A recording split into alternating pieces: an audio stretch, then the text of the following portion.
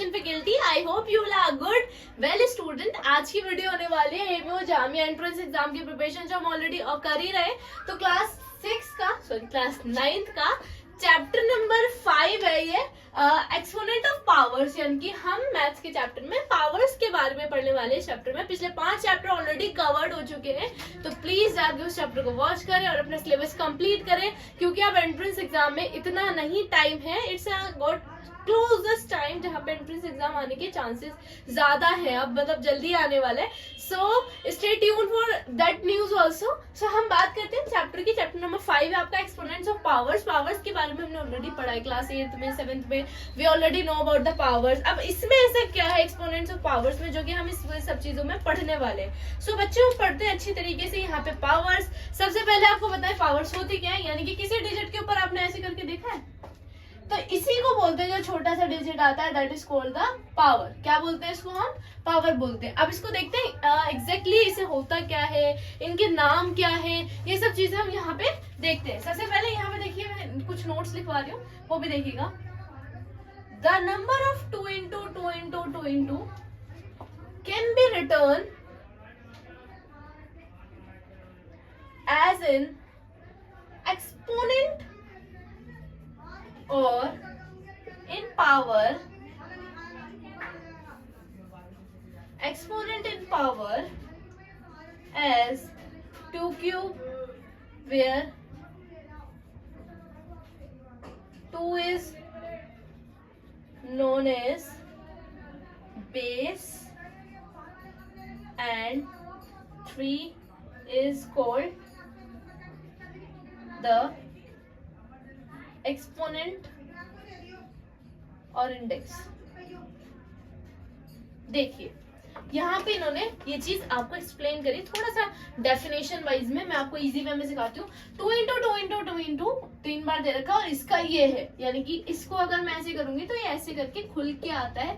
That is called the powers exponentiation. जहाँ पे हम पावर को एक्सपोर्ट कर रहे हैं, यानी कि बढ़ा रहे हैं, वहां पे ये सब चीजों को यूज होता है। तो मैं आपको बेसिकली बता दूं कि यहाँ पे इस सब चीज से पहले भी थोड़ा सा बेसिक नॉलेज देती हूँ। हमारी पावर्स बेटा या तो 0 होगी, 1 होगी, 2 होगी, 3 होगी। अब इससे आगे वाला नहीं है, तो भी हमारा फिलहाल इतना इनफ में। अभी नंबर्स वाला बता रही हूँ मैं आपको।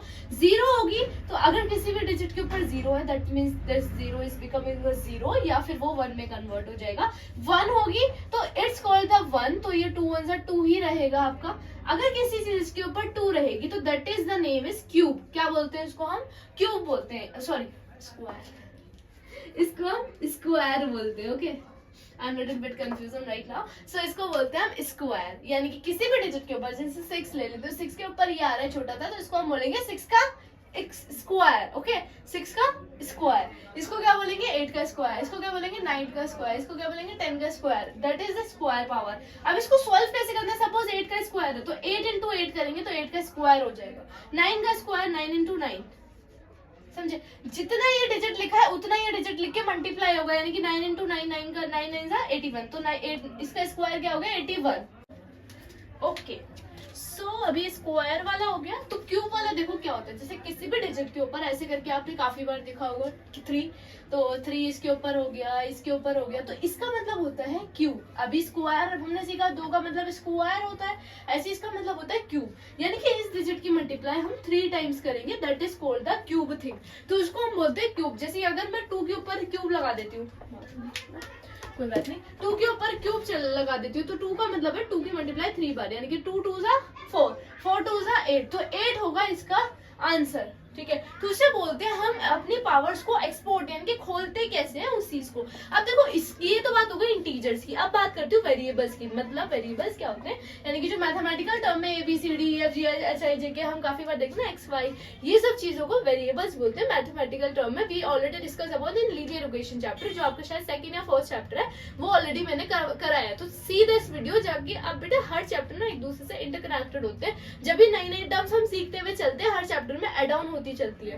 अब बात करती हूँ मैं यहाँ पे आगे हम उनमें कैसे सीखेंगे। तो उसके लिए कुछ प्रॉपर्टीज है जो मैं यहाँ पे कराने वाली हूँ, तो stay tune for this property. अब देखो अच्छी तरीके से देखना बेटा उस प्रॉपर्टी को।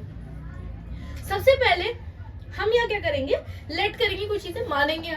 हमने माना लेट ए अपॉन बी है रेशनल नंबर, क्या माना, रेशनल नंबर है ए अपॉन बी का, ओके रेशनल नंबर। और एम एन जो है हमारा वो इंटीजर हमने घोषित कर लिया, मान लिया।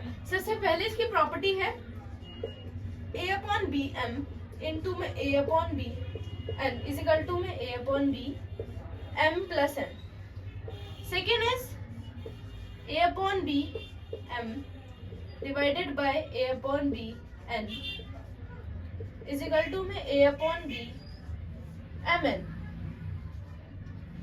Third is a upon b m n is equal to में a upon b m m n। देखिए बेटा ये प्रॉपर्टीज आपसे क्या बोल रही है, प्रॉपर्टी सिंपली ये बोल रही है कि सबसे पहले अगर आपको इस फॉर्म में मिलता है, इसको इस फॉर्म में, देखो ये दोनों कॉमन है, एक साथ ले लिया, m प्लस n लिख लिया, बीच में मल्टीप्लाई था that's why we take plus, बीच में डिवाइड है that's why we take minus, दोनों में कॉमन था, वही सेम चीज यहाँ पे रिपीट हो गई। एग्जैक्टली दिस थिंग ऑल्सो कि ये जो m है वो इसके साथ भी है और ये n जो है वो इसके साथ भी है, दो ब्रैकेट हो लेकिन वो इसके साथ भी इसके साथ भी, तो इसी चीज दोनों को मैंने एक साथ लिख दिया। तो these are the appliance question, जहां पे बेटा आप इनको क्वेश्चन जब सॉल्विंग करोगे वहां यहाँ पे अप्लायन में आएगा। ये तीन प्रॉपर्टी, आगे और प्रॉपर्टी देखो 4 5 6 7, वो प्रॉपर्टी क्या बोलती है, सबसे पहले देखो फोर्थ प्रॉपर्टी अपनी, वो क्या है, ए अपॉन बी इंटू में C upon D N, A upon B N into में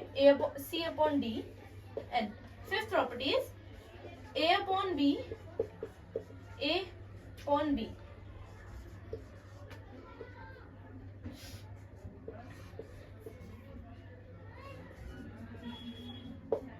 सिंपल प्रॉपर्टी है, ये थोड़ी सी कॉम्प्लिकेटेड लगेगी because this is like look like horror हल्की सी। सिक्स प्रॉपर्टी है ए अपॉन बी माइनस में एन इज इक्वल टू में बी अपॉन बी ए।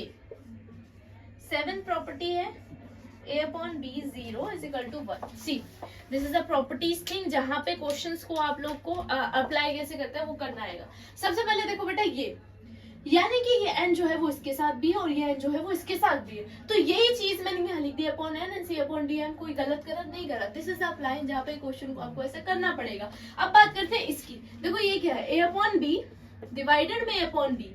अगर ऐसे आपको सी अपॉन डी दे रखा है तो वो इस फॉर्म में, यानी कि n जो है वो इसके साथ भी है, मैंने लिख दिया, ये n जो है वो इसके साथ भी है, मैंने वो ही लिख दिया, यहाँ पे अप्लाई कर दिया कि ये जो है ना वो इसके साथ भी और वो इसके साथ भी। 7 6 प्रॉपर्टी देखो बेटा क्या बोली,